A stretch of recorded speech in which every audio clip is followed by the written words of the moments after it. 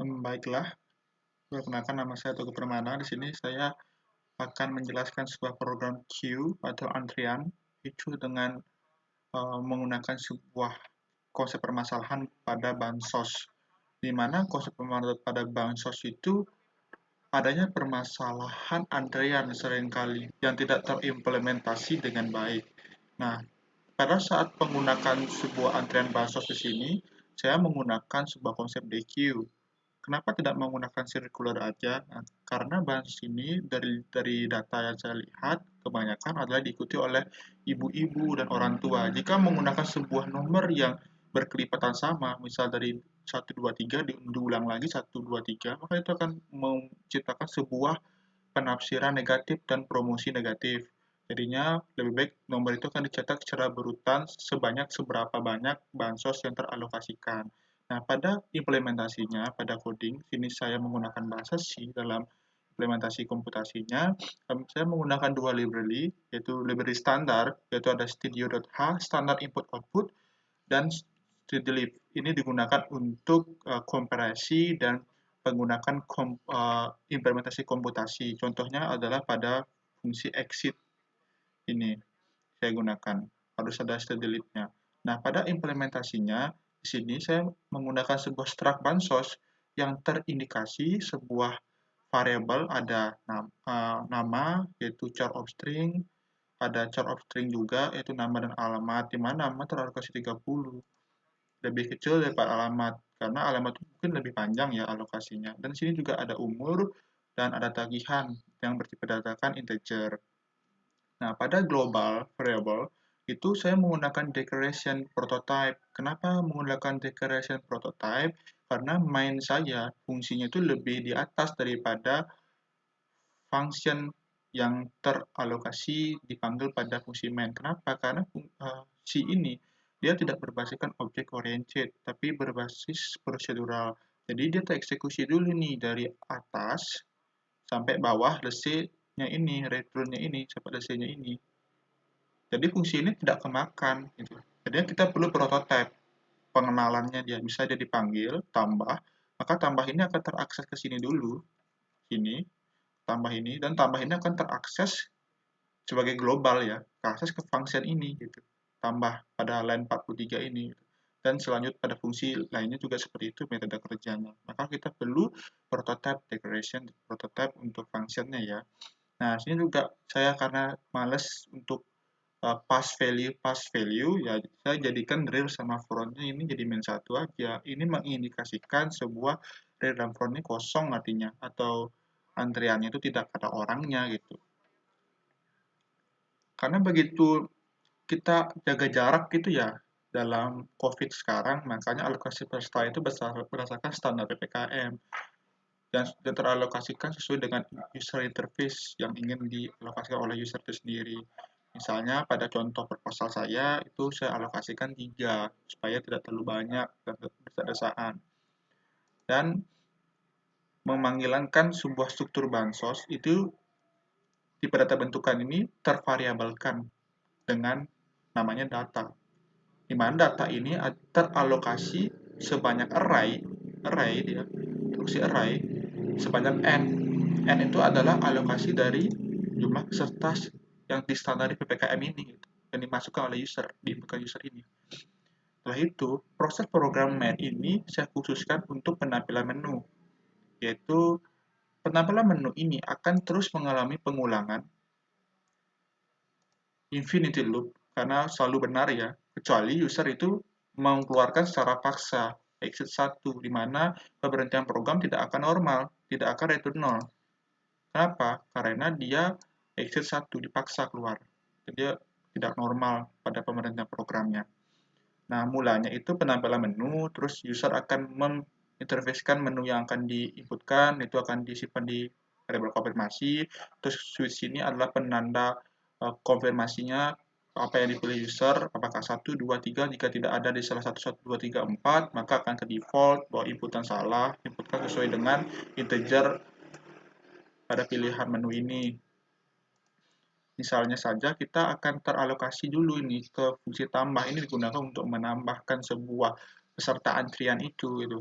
Di mana akan berisikan argumen yang akan dipas ya, karena data ini kan pada hakikatnya ya, bahwa tipe data bentukan itu adalah sebuah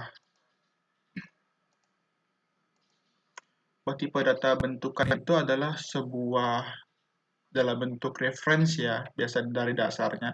Dia itu struct ini adalah dalam dasarnya itu berbentuk reference. Jadi kita jika pas saja dia itu sudah bentuk reference gitu, sudah ke pointer itu aja langsung gitu. Jadi kita lihat di sini, dari ke reference dia. Jadi kalau kita rubah di fungsi ini, maka secara otomatis juga akan terubah juga ini gitu. Kita reference karena struct-nya ini teralokasi global gitu. Variabelnya tinggal dipas saja. Jadi kalau kita pas balik, nggak usah pas balik lagi gitu, karena udah ke reference dia ini data. Misalnya kita tambah masuk. Nah, mula-mula tambah itu kita cek dulu apakah ini full nggak nih gitu, antriannya gitu, pesertanya. Kalau full kok nggak boleh ya gitu. Overflow harus nunggu dulu nih pemberian bansos gitu. Jika tidak full, maka kita akan tambahkan. Nah, ada dua proses penambahan. Yang pertama, jika penambahan pertama kali dilakukan peserta yang pertama yang menerima bansos lah, the first person ini, dia akan ngefrontnya itu dari titik awal itu akan plus gitu ke depan, dari min 1 ke 0. Re0 ya, Re0 akan menyimpan sebuah data nama, alamat, umur, tagihan sesuai indikasi dari variabel data ini. Sesuai dengan penambahannya kan datanya ini kan teralokasi n ya, berarti kok dia data real itu kan 0. Alokasilah data nama, alamat di dalam indeks 0 ini, array itu gitu. Nah, gimana kalau data selanjutnya, data kedua, data ketiga? Ya, penambahannya juga agak berbeda di sini. Front ini tidak ikut berpindah gitu, karena penambahan selanjutnya kan ya. Tapi realnya aja. Khusus untuk pertama-pertama, front itu harus pindah ke 0 dulu. Kalau penambahan selanjutnya ya realnya aja kita pindahin. Kita pindahin aja nih nama, setiap indeksnya kita isikan nama, alamat, umur, tagihan gitu. Sampai dia indeks ketiga tadi ya, aku di proposal ya, N-nya gitu. Kan tambahlah sesuai dengan indexingnya. Nah, terus kita berpikir pada alokasinya ini, pada case 2 ya, itu nge-send. Send itu artinya dia ambil bansos lah pesertanya, di mana teralokasi sebuah data. Nah, bansosnya sini berisikan sebuah argumen tadi kan dipas datanya itu ya pada variabelnya, terus dia akan ditangkap juga nih dengan parameter struct bansos data teralokasi sebanyak array. Nah, pada saat kita nge-send juga sama kayak yang tadi pada tambah, tapi ini beda. Untuk peserta yang uh, terakhir dan sendiri, dia itu akan ada alokasi khusus pada pengirimannya itu kepada pemberian bansos. Tapi sebelumnya itu kita cek dulu apakah ini kosong atau enggak itu dengan real min 1 dan from min 1. Kalau data kosong kan siapa yang mau ngambil gitu. Karena tidak ada peserta kan gitu ya. Jika ada pesertanya dia ingin mengambil bansos, maka ada dua, yaitu jika dia tadi aku bilang, jika dia itu terakhir dan sendiri, tidak ada lagi yang ngantri belakang, itu berarti dia realnya sama dengan nol kan ya. Peserta paling belakang itu sama dengan nol, berarti dia adalah peserta paling terakhir kan gitu. Nah, real-nya min-min, tapi front ini juga akan mengikuti real, yang berarti front dan real itu min 1, yang terindikasikan bahwa itu adalah data yang kosong gitu. Antaranya kosong, nggak ada orang gitu. Tidak ada yang antri gitu. Mungkin udah kaya-kaya ya masyarakatnya. Jika tidak, dia paling belakang, ada data lagi nih yang di paling belakangnya, maka kita akan teralokasikan supaya frontnya nggak pindah-pindah, kita pakai i aja sebagai temporary indexingnya, dan dia bergerak sebanyak real. Nah, kita tidak memindahkan sebuah satu-satu variabel nama, alamat, tagihan, dan lainnya kita nggak pindahin satu-satu, tapi kita pindahkan alamatnya. Data I kan sudah aku katakan kemarin, dia itu reference, itu kita pindahin aja itu alamatnya. Data I akan sama alamat yang data I plus 1, jadinya jika sama alamatnya, nilainya juga sama. Berarti nanti sampai ujungnya itu real, berarti real itu ada multiplier ganda data gitu. Misalnya ini namanya adalah tadi namaku Teguh, terus data kedua Kuntilanak dan ini Lea. Nah, Teguh mau ngambil bansos, terus Kuntilanak tuh ke Teguh, Lea ke Kuntilanak. Jadi Lea itu ada dua gitu. Jadinya layout yang di belakang ini ke rear hilang tuh.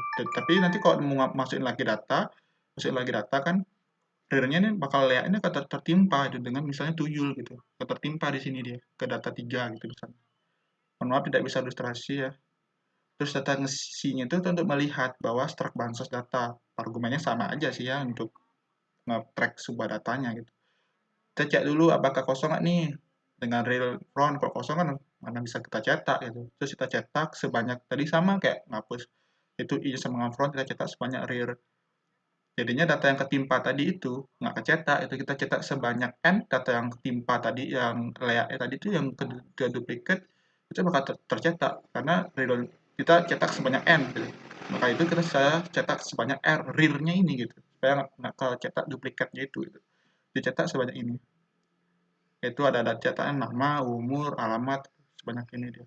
Saya pakai ini supaya dia teratur sesuai dengan ininya. Kayak tabel gitulah dia. Nah, itu adalah program saya. Semoga bisa dipahami lah ya untuk teman-teman dan yang lain yang menonton supaya bisa sebagai dialektika pengetahuan di bidang teknologi, permasalahan bansos dengan konsep Q, DQ. Terima kasih. Om Santi Santi Om.